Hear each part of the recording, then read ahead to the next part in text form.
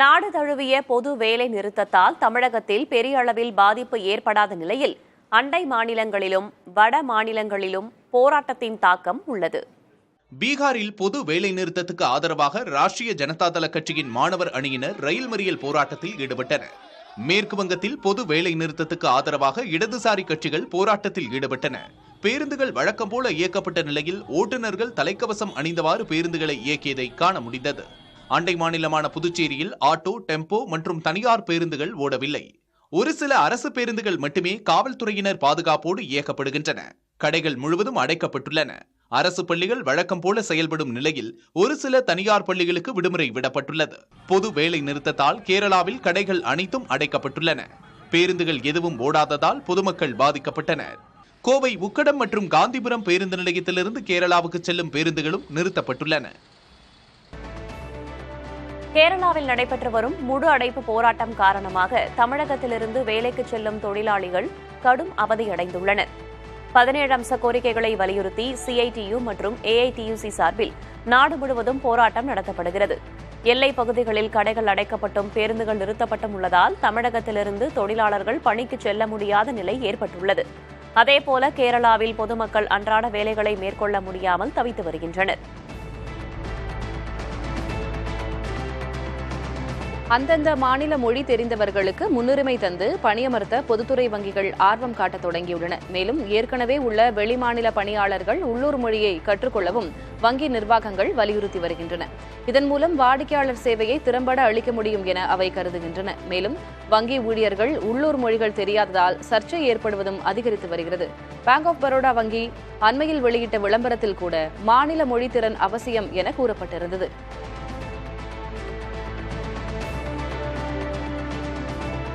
கர்நாடகாவின் கபினி மற்றும் கிருஷ்ணராஜசாகர் அணையிலிருந்து காவிரி ஆற்றில் உபரிநீர் திறப்பு 45,000 கனஅடியாக அதிகரித்துள்ளது. காவிரி நீர்பிடிப்பு பகுதியில் உள்ள கிருஷ்ணராஜசாகர், கபினி, ஹாரங்கி, ஹேமாவதி, நூகு ஆகிய அணைகளுக்கு நீர்வரத்து ஏற்ற இறக்கமாக உள்ளது. இந்நிலையில் கிருஷ்ணராஜசாகர் அணையிலிருந்து நீர்த்திறப்பு 33,000 கனஅடியும், கபினி அணையிலிருந்து 12,000 கனஅடி நீரும் காவிரி ஆற்றில் திறந்துவிடப்படுகிறது.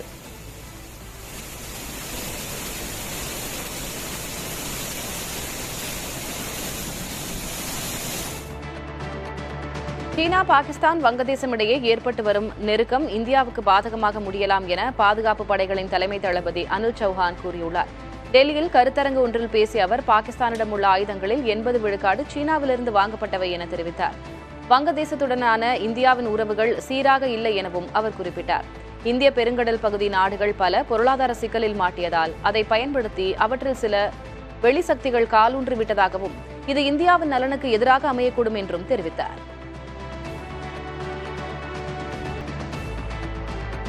ராஜஸ்தானில் பாஜக அரசை கடுமையாக விமர்சித்து வந்த காங்கிரஸைச் சேர்ந்த முன்னாள் முதல்வர் அசோக் கெலாட் தமது நிலைப்பாட்டை சட்டென மாற்றிக் கொண்டுள்ளார். கடந்த 1.5 வருட கால பஜன்லால் சர்மா ஆட்சியில் அரசு நிர்வாகம் சிறப்பாகவே இருப்பதாக தெரிவித்துள்ளார்.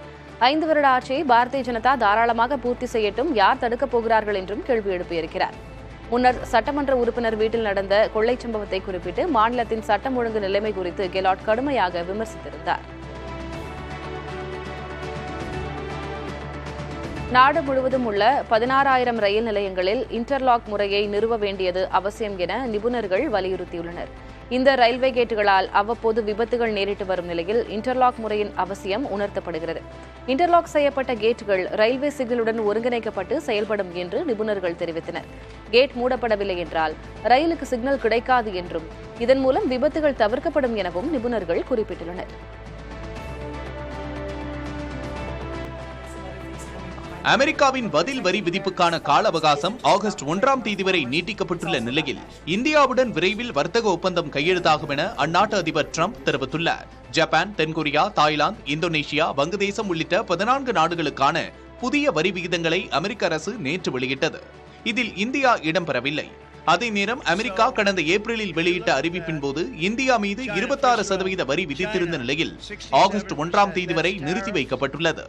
இந்த சூழலில் இந்தியாவுடனான வர்த்தக ஒப்பந்தம் இறுதிக்கட்டத்தை நெருங்கியிருப்பதாக ட்ரம்ப் தெரிவித்துள்ளார்.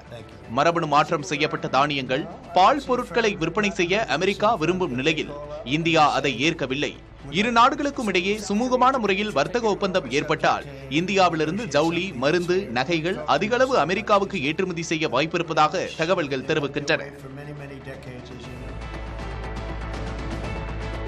வரும் மாதம் முதல் அமெரிக்காவிற்கு வரி வருவாய் குவிய தொடங்கும் என அதிபர் டிரம்ப் தெரிவித்துள்ளார். பல்வேறு நாடுகளுக்கு அமெரிக்கா விதித்துள்ள பதில் வரி ஆகஸ்ட் 1 முதல் அமலுக்கு வரும் நிலையில் அவர் இவ்வாறு கூறியுள்ளார். அமெரிக்காவுடன் வர்த்தகம் புரிய விரும்பும் நாடுகள் அதற்கான விலையை தந்துதான் ஆக வேண்டும் எனவும் ட்ரம்ப் தெரிவித்தார். இதற்கிடையே இந்த ஆண்டில் இதுவரை அமெரிக்காவின் வரி வருவாய் $1,00,000 கோடி இருந்ததாகவும் இது இந்த ஆண்டு இறுதியில் 3 மடங்கு அதிகரிக்கும் என கணித்துள்ளதாகவும் அந்நாட்டு நிதியமைச்சர் ஸ்காட் பெசன்ட் தெரிவித்துள்ளார்.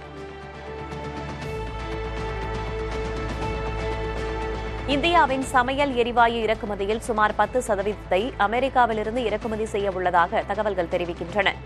அமெரிக்காவுடனான வர்த்தகத்தில் உள்ள இடைவெளியை குறைக்கும் நோக்கத்தில் சமையல் எரிவாயு இறக்குமதியை அதிகரிக்க உள்ளதாக தெரிகிறது. கச்சா எண்ணெய் இறக்குமதிக்கு இந்தியா மத்திய கிழக்கு நாடுகளையே பெரிதும் நம்பியுள்ளது. இந்நிலையில் வரும் 2026ஆம் ஆண்டு முதல் அமெரிக்காவிலிருந்து எரிபொருள் கொள்முதலை $10 பில்லியன் இருந்து $25 பில்லியன் உயர்த்த இந்தியா திட்டமிட்டு வருவதாக கூறப்படுகிறது.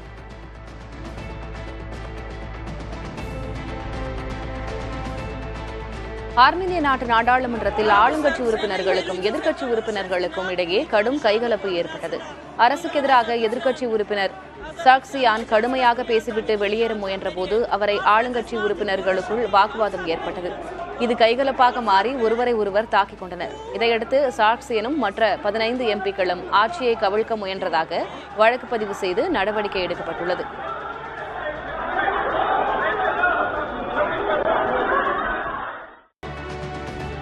குஜராத்தில் பாலம் இடிந்து வாகனங்கள் ஆற்றில் கவிழ்ந்த விபத்தில் 9 பேர் உயிரிழந்துள்ளனர். வதோதரா மாவட்டத்தில் உள்ள மஹிசார் ஆற்றின் மீது அமைந்துள்ள கம்பீரா பாலத்தின் ஒரு பகுதி திடீரென இடிந்து விழுந்துள்ளது.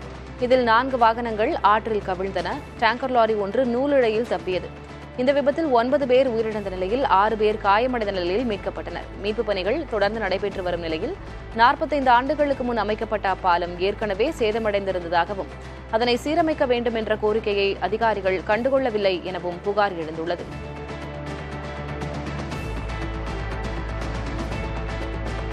புல்வாமாவில் 2019ஆம் ஆண்டு நடைபெற்ற பயங்கரவாத தாக்குதலில் பயன்படுத்தப்பட்ட வெடிமருந்து ஆன்லைன் ஷாப்பிங் தளம் மூலம் வாங்கப்பட்டதாக தகவல்கள் தெரிவிக்கின்றன. இதை ஃபாட் எனப்படும் பயங்கரவாத அமைப்புகளுக்காக நிதி ஆதாரங்களை தடுப்பதற்கான குழு தெரிவித்துள்ளது. இ-காமர்ஸ் தளங்கள் மூலம் பயங்கரவாதிகளுக்கு நிதி சென்று சேர்வதாகவும் அந்த அமைப்பு தெரிவித்துள்ளது. உலகெங்கும் உள்ள பயங்கரவாத அமைப்புகள் தங்களுக்கான நிதி பரிமாற்றங்களுக்கு டிஜிட்டல் தொழில்நுட்பங்களை அதிகம் பயன்படுத்துவதாகவும் ஃபாட் கூறியுள்ளது.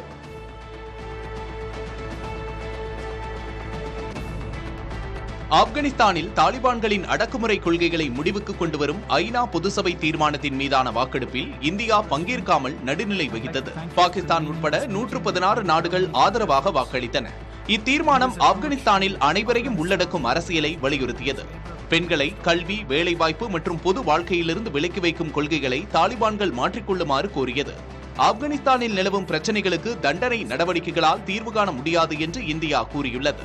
பகல்காம் பயங்கரவாத தாக்குதலை ஆப்கானிஸ்தான் தாலிபான் அரசு கண்டித்ததை சுட்டிக்காட்டிய இந்தியா இதுபோன்ற நேர்மறை செயல்பாடுகள் ஊக்குவிக்கப்பட வேண்டும் என்று வலியுறுத்தியது. மேலும் அல்-கொய்தா, ISIS, லஷ்கர்-இ-தொய்பா, ஜெய்ஷ்-இ-முகமது போன்ற பயங்கரவாத அமைப்புகள் ஆப்கான் மண்ணை பயன்படுத்த அனுமதிக்கப்படக்கூடாது என்றும் இந்தியா வலியுறுத்தியது. கேரளாவைச் சேர்ந்த நிமிஷா பிரியா என்ற செவிலியருக்கு வரும் 16ஆம் தேதி மரண தண்டனை விதிக்கப்பட உள்ளது. கேரளாவின் பாலக்காட்டைச் சேர்ந்த செவிலியரான நிமிஷா பிரியா 2008ஆம் ஆண்டு ஏமனுக்கு சென்று அந்த பணியை செய்து வந்தார். சிறிது அனுபவத்திற்கு பிறகு சொந்தமாக ஒரு மருத்துவமனை தொடங்க விரும்பிய நிமிஷா ஏமன் நாட்டு சட்டப்படி அந்நாட்டு குடிமகன் ஒருவரை தொழிற்கூட்டாளியாக சேர்த்துக் கொண்டார். தலால் அப்தோ மஹ்தி என்ற அந்த நபர் பின்னர் கடுமையாக தாக்கி சித்திரவதை செய்ததுடன் நிமிஷாவின் பாஸ்போர்ட்டையும் பறித்து கொண்டார். இதனால் நிமிஷா நாடு திரும்ப முடியாமல் தவித்தார். இது தொடர்பாக நீதிமன்றங்களில் தலால் அப்தோ மீது புகார் கொடுத்தும் அவர் மீது கடுமையான நடவடிக்கைகளை எடுக்கவில்லை.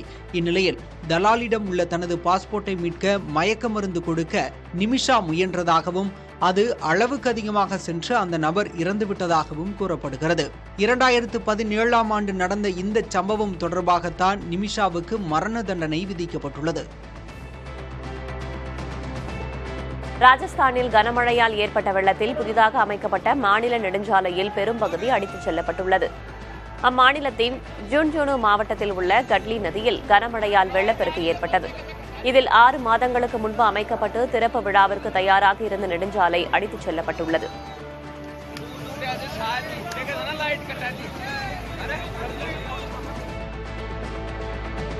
இமாச்சல பிரதேசத்தின் மண்டி தொகுதி பாஜக எம்பி கங்கனா ரணாவத் வெள்ளத்தால் பாதிக்கப்பட்ட பகுதிகளை பார்வையிட்ட போது இரக்கமில்லாமல் பேசியது பேசுபொருளாகியுள்ளது. அமைச்சரவையில் தாம் இல்லை என்றும் நிவாரணப் பணிகளுக்கு நிதி இல்லை எனவும் அவர் கூறியிருந்தார். எம்பி தொகுதி மேம்பாட்டு நிதியின் கீழ் ஆண்டுக்கு 5 கோடி ரூபாய் கிடைக்கும் நிலையில் அதை பயன்படுத்தாததை அவரின் பேச்சு வெளிப்படுத்துவதாக உள்ளது. நெருக்கடி காலங்களில் களத்தில் இறங்கி பணியாற்றுபவர்களே தங்களுக்கு தேவை என்றும் நடிப்பவர்கள் அல்ல என்றும் சமூக வலைதளங்களில் மக்கள் விமர்சனங்களை முன்வைத்து வருகின்றனர்.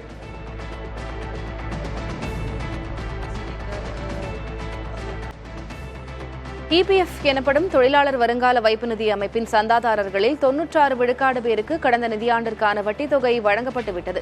32 கோடியே 39 லட்சம் தொழிலாளர்களின் வங்கிக் கணக்கில் சுமார் 4000 கோடி ரூபாய் வட்டித் தொகை கடந்த 2 மாதங்களில் செலுத்தப்பட்டுள்ளதாக தொழிலாளர் நலத்துறை அமைச்சர் மன்சுக் மாண்டவியா தெரிவித்துள்ளார். கடந்த ஆண்டு டிசம்பரில்தான் வட்டித் தொகை செலுத்தும் பணி முடிந்ததாகவும் தொழில்நுட்ப வசதிகள் காரணமாக இந்த ஆண்டு ஜூலையிலேயே அந்த பணி முடிந்துவிடும் என்றும் அமைச்சர் தெரிவித்தார்.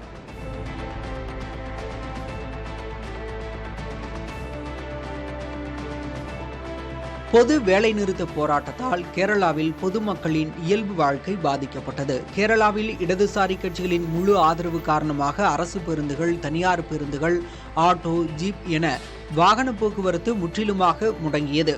பேருந்து கிடைக்காமல் சாலையோரம் பொதுமக்கள் பலர் தவித்தனர். நாகர்கோவிலிருந்து திருவனந்தபுரத்திற்கு செல்லும் அரசு பேருந்துகள் களியக்காவிளை வரை மட்டுமே இயக்கப்பட்டன.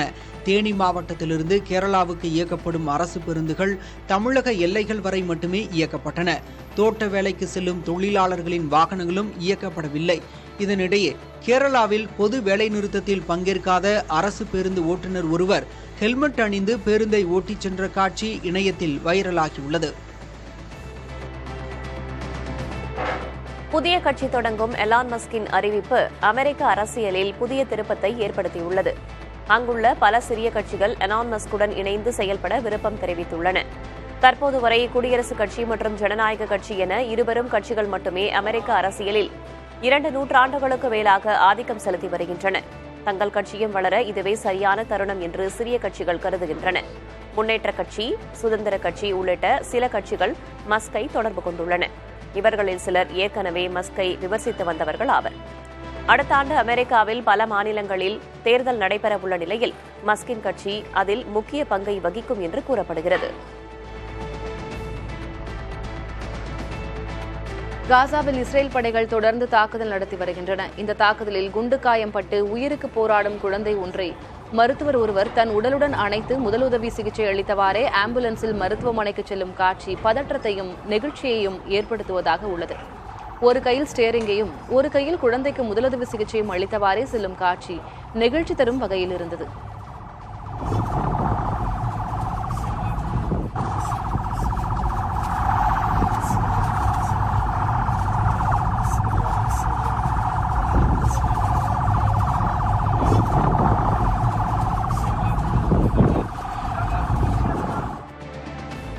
ஸ்பெயினின் வடகிழக்கில் அமைந்துள்ள தரகோனா பகுதியில் பற்றி எரியும் காட்டுத்தீயை கட்டுக்குள் கொண்டு வரும் முயற்சியில் தீயணைப்புப் படையினர் ஈடுபட்டுள்ளனர். அப்பகுதியில் உள்ள 18,000 பேரை வீட்டை விட்டு வெளியே வர வேண்டாம் என்று அதிகாரிகள் அறிவுறுத்தியுள்ளனர். சுமார் 3000 ஹெக்டேர் நிலம் காட்டுத்தீக்கு இரையாகியுள்ளதாகவும் 300க்கும் அதிகமான வீரர்கள் தீயை கட்டுக்குள் கொண்டு வரும் பணியில் ஈடுபட்டுள்ளதாகவும் அதிகாரிகள் கூறியுள்ளனர்.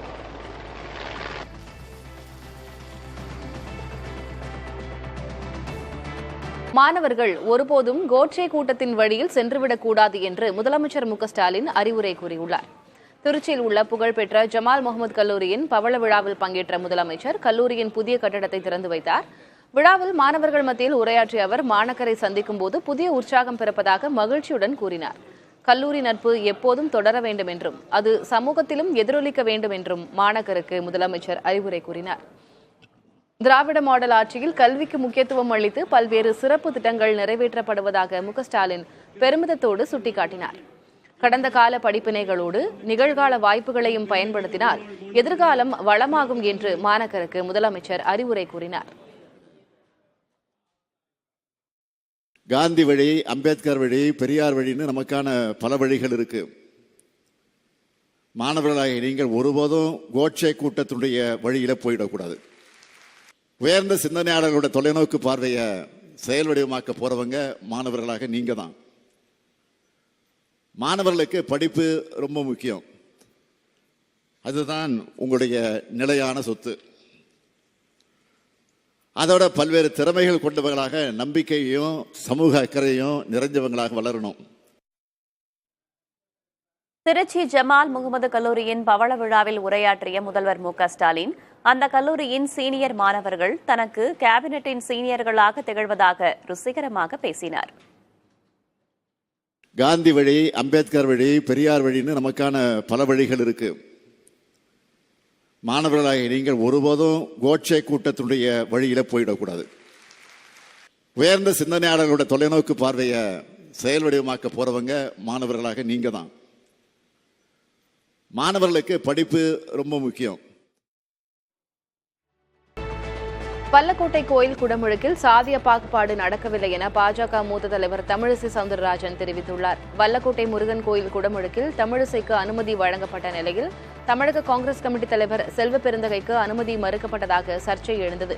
இதுகுறித்து சமூக வலைதளத்தில் பதிவிட்டுள்ள தமிழிசை, குடமுழுக்கு மேடையில் தன்னுடன் வந்தவர்களை விட்டுவிட்டு தான் மட்டும் ஏறியதாகவும், ஆனால் செல்வ பெருந்தகை உதவியாளர்கள் படையோடு ஏற முயன்றதாகவும் குறிப்பிட்டுள்ளார். அங்கு வன்கொடுமை நடக்கவில்லை என்றும், இல்லாத ஒரு பிரச்சனையை இருப்பது போல பெரிதாக்கிவிட்டதாகவும் தமிழிசை குற்றம் சாட்டியுள்ளார்.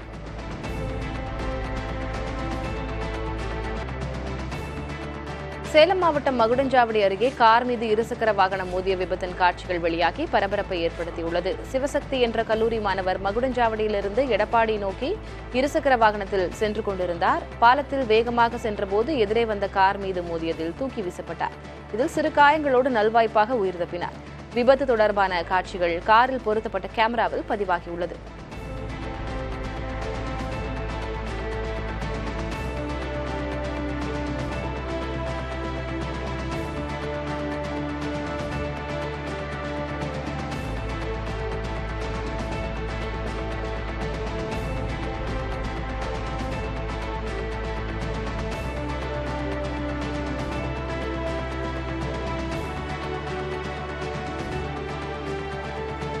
மதுரை ஓபளாபடித்துறை அருகே உள்ள பழைய பேப்ப குடோனில் பயங்கர தீ விபத்து ஏற்பட்டது. குடோனில் நிறுத்தி வைக்கப்பட்டிருந்த 2 சக்கர வாகனங்கள் முற்றிலும் எரிந்து சாம்பலாகின. அருகே இருந்த கடைகளுக்கும் தீ பரவிய நிலையில் தகவல் அறிந்து வந்த தல்லாக்குளம் தீயணைப்புத் துறையினர் 1 மணி நேரத்திற்கும் மேலாக போராடி தீயை கட்டுப்படுத்தினர். நல்வாய்ப்பாக உயிர் சேதம் எதுவும் ஏற்படவில்லை.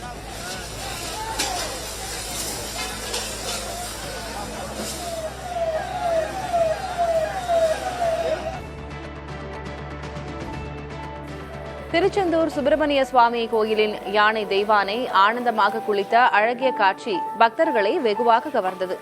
கோயிலின் ராஜகோபுரத்தின் பின்புறம் உள்ள குடிலில் தினமும் 1 மணி நேரத்திற்கு மேலாக தெய்வானை யானை உற்சாகமாக குளித்து மகிழ்கிறது.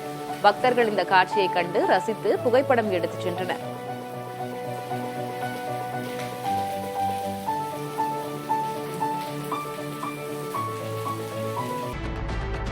கடலூர் வழியாக ராமேஸ்வரம் செல்லும் விரைவு ரயிலில் படியில் பயணம் செய்த இளைஞர் தனது செல்போன் தவறி விழுந்ததால் அதை பிடிக்க முயன்றபோது ரயிலிலிருந்து கீழே விழுந்துள்ளார். முகம் முழுவதும் காயங்களுடன் இரவு முழுவதும் இருட்டில் கிடந்த இளைஞர் பின்னர் காரைக்காடு ரயில் நிலையத்திற்கு வந்து அமர்ந்திருந்தார்.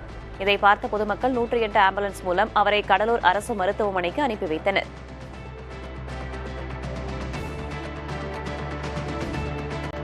மாங்கனி திருவிழாவை முன்னிட்டு காரைக்கால் அம்மையாருக்கு திருக்கல்யாண வைபவம் நடைபெற்றது. காரைக்கால் மாவட்டத்தில் உள்ள இந்த கோயிலில் மாங்கனி திருவிழா நேற்று மாப்பிள்ளை அழைப்புடன் தொடங்கியது.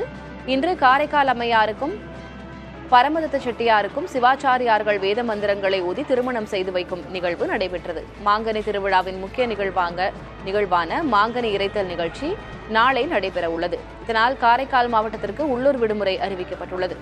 500க்கும் மேற்பட்ட காவல்துறையினர் பாதுகாப்பு பணியில் ஈடுபடுத்தப்பட்டுள்ளனர்.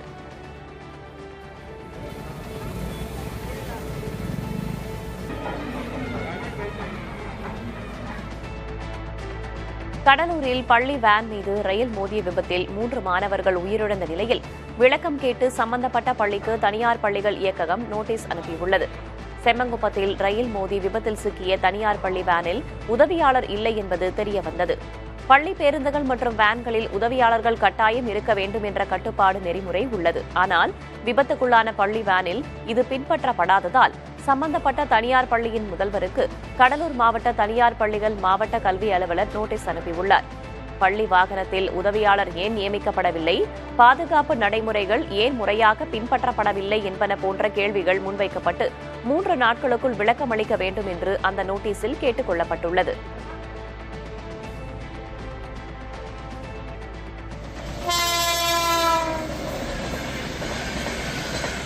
திருப்பத்தூர் மாவட்டம் வாணியம்பாடியில் ரயில்வே கேட்டினை கடக்க மேம்பாலம் கட்டித்தரக்கோரி 75 ஆண்டுகளாக பொதுமக்கள் போராடி வருகின்றனர்.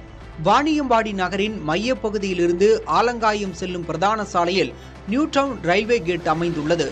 இப்பகுதியை தினமும் 140 ரயில்கள் கடப்பதால் பெரும்பாலான நேரங்களில் ரயில்வே கேட் மூடியே இருப்பதாக பொதுமக்கள் கூறுகின்றனர். ரயில்வே கேட்டை ஆபத்தான முறையில் கடப்பதால் உயிரிழப்புகள் நேரிடுவதாகவும் வேதனை தெரிவிக்கின்றனர். மகாளய அமாவாசையை முன்னிட்டு மதுரையிலிருந்து அயோத்தி, வாரணாசி உள்ளிட்ட வடமாநில நகரங்களுக்கு செல்லும் ஆன்மீக சுற்றுலா திட்டத்திற்கு இந்திய ரயில்வே ஏற்பாடு செய்துள்ளது. இந்த 16 நாள் பயணத்தில் அயோத்தி, வாரணாசியில் உள்ள பல்வேறு புனித தலங்களை தரிசிக்கலாம். இந்த சுற்றுலாவுக்கான கட்டணம் ஸ்லீப்பர் வகுப்பில் 3250 ரூபாயாகவும், ஏசி வகுப்பில் 45,750 ரூபாயாகவும் நிர்ணயிக்கப்பட்டுள்ளது. இதில் தங்குமிடம், உணவு ஆகியவையும் அடங்கும். மேலும் தகவல்களுக்கு 7305858585 என்ற எண்ணை தொடர்பு கொள்ளலாம்.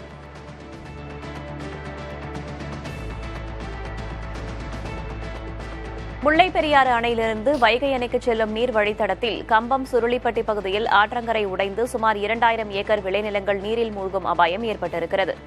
ஆற்றின் மண் அரிப்பால் 12 அடி பாதை தற்போது அரை அடியாக சுருங்கி அதுவும் உடையும் நிலையில் உள்ளது. இதனால் தந்தை பெரியார் வாய்க்கால் வழியாக 5146 ஏக்கர் நிலங்களுக்கு செல்லும் நீர் விநியோகம் தடைப்படும் நிலை உருவாகியுள்ளது. விரைவில் கரை உடைப்பு சரி செய்யப்படும் என்று பொதுப்பணித்துறையினர் தெரிவிக்கின்றனர்.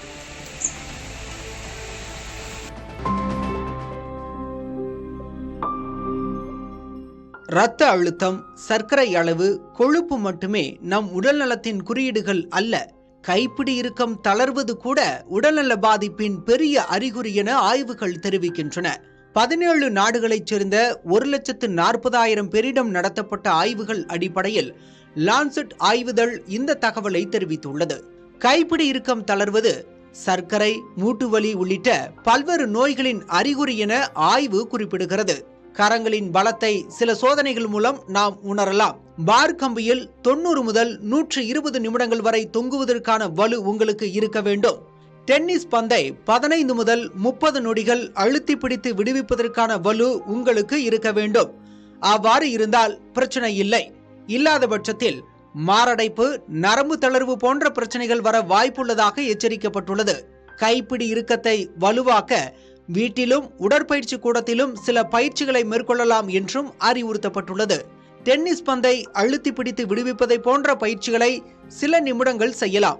இதேபோல உடற்பயிற்சி கூடத்தில் உரிய ஆலோசனையுடன் கூடிய பயிற்சிகளை மேற்கொண்டு கர பலத்தை வலுப்படுத்தலாம். திருச்செந்தூர் சுப்பிரமணிய சுவாமி கோயில் குடமுழுக்கு விழாவின் போது அறநிலையத்துறை செயல் அலுவலர் உட்பட 5 பக்தர்களிடமிருந்து சுமார் 44 சவர நகைகள் திருட்டு போயுள்ளன. மேலும் 18 செல்போன்களும் காணாமல் போயுள்ளன. கன்னியாகுமரியைச் சேர்ந்த அறநிலையத்துறை செயல் அலுவலர் கவிதாவின் 10 பவுன் தங்கச்சங்கிலி திருடு போயின. இதேபோல திருச்சி, தென்காசி உள்ளிட்ட பகுதிகளைச் சேர்ந்த பக்தர்களின் நகைகளும் திருடு போயுள்ளன. சிசிடிவி கேமராக்கள் உதவியோடு காவல்துறையினர் இதுகுறித்து விசாரித்து வருகின்றனர்.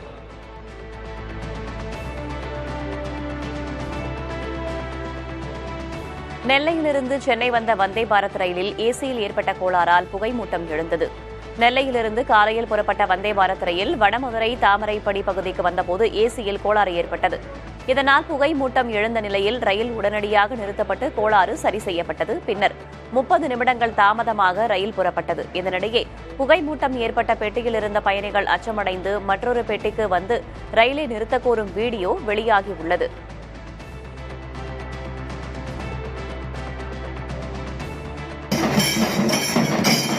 நாகை மாவட்டம் நாகூரில் உள்ள 1000 ஆண்டுகள் பழமை வாய்ந்த நாகநாத சுவாமி கோயிலில் தேரோட்டம் விமரிசையாக நடைபெற்றது. இதில் திரளான பக்தர்கள் பங்கேற்று தேரை வடம் பிடித்து இழுத்தனர். விழாவில் பக்தர்களுக்கு இஸ்லாமியர்கள் அன்னதானம் வழங்கினர். தேரோட்டத்தின் போது இஸ்லாமியர்களுக்கு மாலை அணிவித்து விழா குழுவினர் மரியாதை செய்தனர்.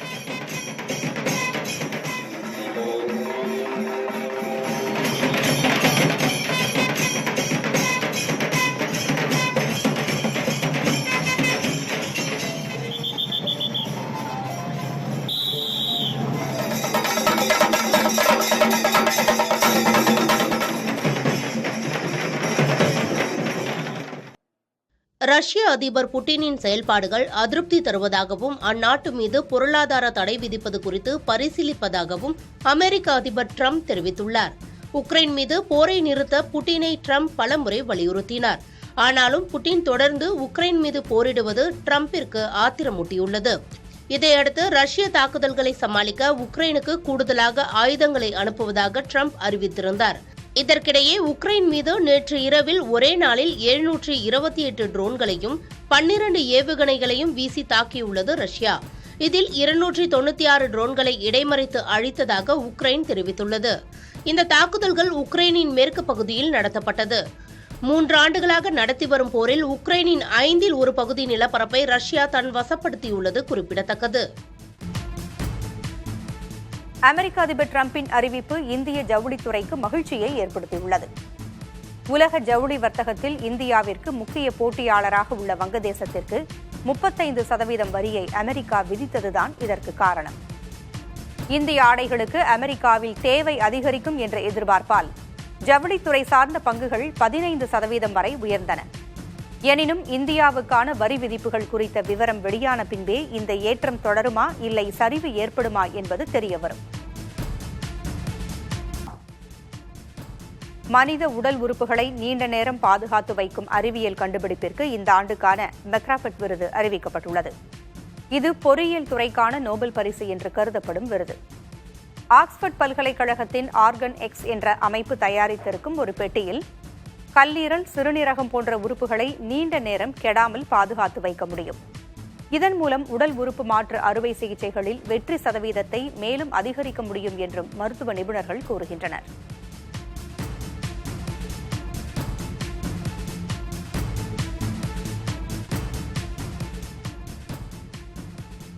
ஆயிரத்து 1976 ஆண்டு ஆப்பிள் நிறுவனம் தயாரித்த கம்ப்யூட்டர்களில் ஒன்று அமெரிக்காவில் ஏலத்திற்கு வரவுள்ளது.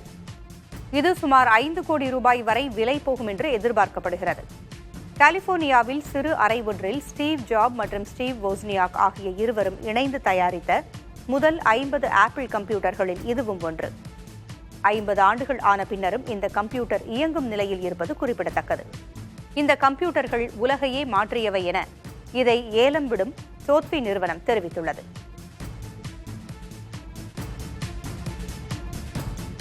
அமெரிக்காவில் உள்ள சோத்பி நிறுவனம் உலகின் மிகப்பெரிய விண்கல்லை ஏலமிடவுள்ளது. 25 கிலோ எடையுள்ள இந்த விண்கல் 2023 ஆண்டு ஆப்பிரிக்காவில் உள்ள நைஜர் நாட்டில் கண்டறியப்பட்டதாகும். சுமார் 50 லட்சம் ஆண்டுகளுக்கு முன் செவ்வாய் கிரகம் மீது சிறு கோள் ஒன்று மோதியபோது இக்கல் உடைந்து விழுந்திருக்கலாம் என கூறப்படுகிறது. இது தவிர கார்னிவோரஸ் வகையை சேர்ந்த டைனோசரஸ் ஒன்றின் எலும்புக்கூடும் ஏலம் விடப்பட உள்ளது. உலகிலேயே தற்போதுள்ள குட்டி டைனோசரஸின் ஒரே எலும்புக்கூடு இது என்பது குறிப்பிடத்தக்கது. விண்வெளிக்கு சென்ற ராக்கெட் ஒன்று நொறுங்கி கடலில் விழுந்ததில் 166 பேரின் அஸ்திகள் கடலில் கரைந்தன. அமெரிக்காவைச் சேர்ந்த செலஸ்டிஸ் என்ற நிறுவனம் வினோதமான சேவை ஒன்றை வழங்கி வருகிறது.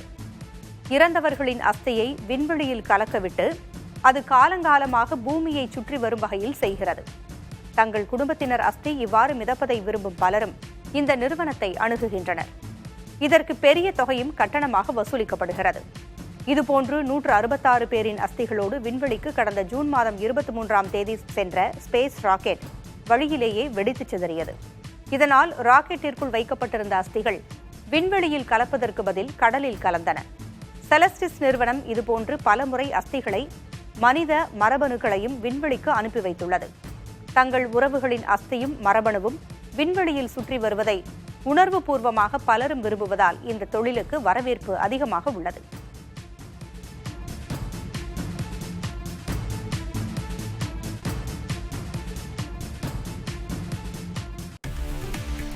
ஆப்பிரிக்க கண்டத்தில் இந்தியாவின் மதிப்புமிக்க நம்பகமான நண்பனாக நமீபியா திகழ்வதாக பிரதமர் மோடி பாராட்டு தெரிவித்துள்ளார்.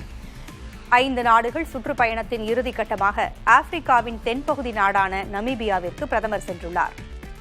தலைநகர் விண்ட்ஹோக்கில் பிரதமர் மோடியை நமீபிய அமைச்சர் செல்மா முசாவி வரவேற்றார். அப்போது பிரதமருக்கு பழங்குடியின பாரம்பரிய முறைப்படி வரவேற்பு அளிக்கப்பட்டது.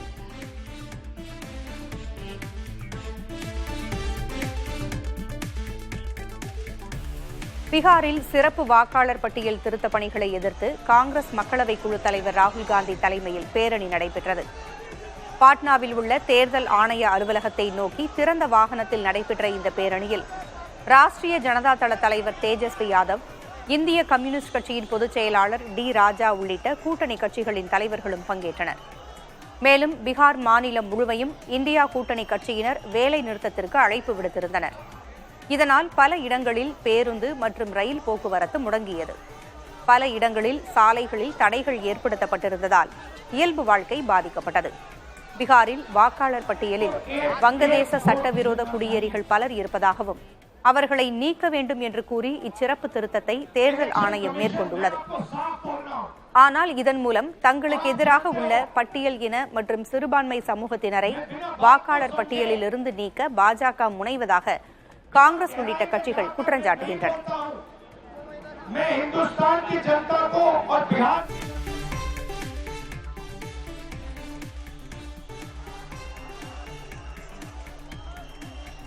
மகாராஷ்டிர பேரவைத் தேர்தலில் முறைகேடு செய்து வெற்றி பெற்றது போலவே பீகாரிலும் வெல்ல பாஜக முயற்சிப்பதாகவும் இதற்கு அனுமதிக்கக்கூடாது என்றும் காங்கிரஸ் மக்களவைக் குழு தலைவர் ராகுல் காந்தி பேசியுள்ளார்.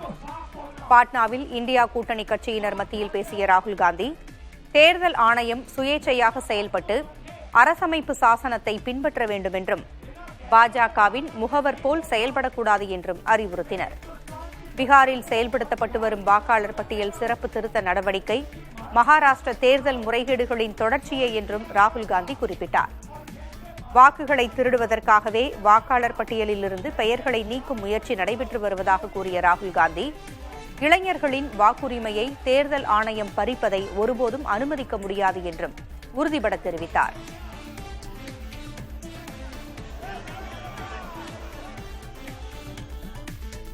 EPF எனப்படும் தொழிலாளர் வருங்கால வைப்பு நிதி அமைப்பின் சந்தாதாரர்களில் 96% பேருக்கு கடந்த நிதியாண்டிற்கான வட்டித் தொகை வழங்கப்பட்டுள்ளது. 32,39,00,000 தொழிலாளர்களின் வங்கிக் கணக்கில் சுமார் 4,000 கோடி ரூபாய் வட்டித் தொகை கடந்த 2 மாதங்களில் செலுத்தப்பட்டிருப்பதாக தொழிலாளர் நலத்துறை அமைச்சர் மன்சுக் மாண்டவியா தெரிவித்துள்ளார்.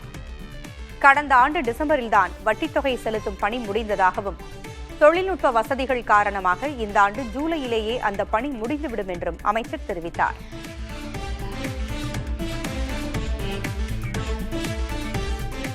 சீனா, பாகிஸ்தான், வங்கதேசம் இடையே ஏற்பட்டு வரும் நெருக்கம் இந்தியாவுக்கு பாதகமாக முடியலாம் என பாதுகாப்பு படைகளின் தலைமை தளபதி அனில் சௌஹான் கூறியுள்ளார்.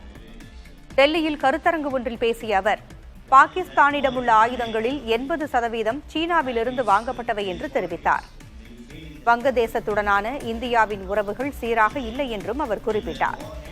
இந்திய பெருங்கடல் பகுதி நாடுகள் பல பொருளாதார சிக்கலில் மாட்டியுள்ளதால் அதை பயன்படுத்தி அவற்றில் சில வெளிசக்திகள் காலூன்றிவிட்டதாகவும் இது இந்தியாவின் நலனுக்கு எதிராக அமையக்கூடும் என்றும் தெரிவித்தார்.